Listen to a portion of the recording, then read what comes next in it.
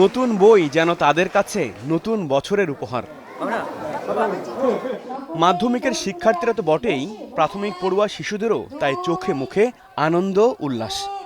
আমি অঙ্ক বই পেয়েছি, ইংরেজি বই পেয়েছি আর বাংলা বই পেয়েছি। পড়তে অনেক ভালো লাগে এবং পড়ার জন্য আমার এটা অনেক প্রয়োজন। আমার কাছে নতুন বইয়ের ঘ্রাণ খুবই ভালো লাগে। নতুন বইয়ের প্রথম বিষয় যেটা ভালো লাগে সেটা হলো বইগুলো খুলে যখন এর ঘ্রাণটা শুকে দেখি। আসলে এর ঘ্রাণ কখনো আর কি যতদিন নতুন থাকবে ততদিন আর কি পাওয়া যাবে। বড় হয়ে আমি ডাক্তার হতে চাই, কারণ আমার ডাক্তার খুব ভালো লাগে। নতুন বইয়ের ঘ্রাণে মাতোয়ারা শিক্ষার্থীদের এমন উচ্ছ্বাস ছুঁয়ে গেছে শিক্ষকদেরও। ক্ষুদে শিক্ষার্থীদের সঙ্গে আসা অভিভাবকেরাও নতুন বইয়ের মধ্যে যেন খুঁজে ফিরেছেন নিজেদের স্মৃতি।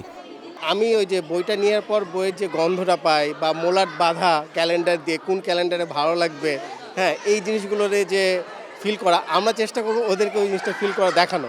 হ্যাঁ, এরা ওদের মতোই থাকবে, কিন্তু আমি আমার জেনারেশনটা ওদেরকে দেখাবো, ওরা জিনিসটা বেছে নেবে। বাচ্চারা নতুন বছরে নতুন শ্রেণীতে উঠেছে, নতুন বইয়ের একটা আনন্দ আছে, নতুন বইয়ের ঘ্রাণ, নতুন বই হাতে পাওয়ার যে আনন্দটা, ওটা বাচ্চাদের যে আনন্দটা, সেটাই আমাদেরকে আনন্দ দেয়। বেগম খালেদা জিয়ার মৃত্যুতে রাষ্ট্রীয় শোক চলমান থাকায় এবার উৎসব ছিল না শিক্ষার্থীদের। তাই বই বিতরণের সীমিত আনুষ্ঠানিকতার মধ্যেই নীরবে শ্রদ্ধা জানান সবাই।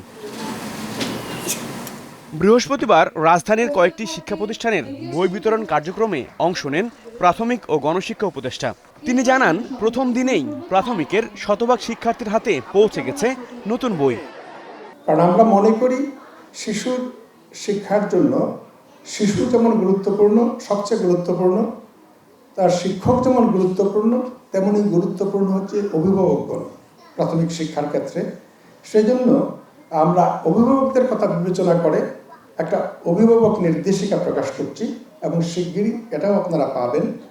এতে শিশুর বিকাশ কীভাবে ঘটে এবং অভিভাবকদের সেই ক্ষেত্রে কী ভূমিকা পালন করা দরকার, সেই বিষয়গুলো আমরা খুব সহজ ভাষায় লেখার চেষ্টা করেছি।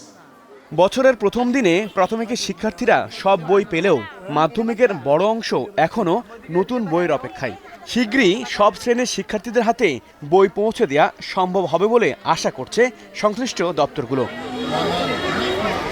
Habibur Rahman Ofi, star news, Dhaka.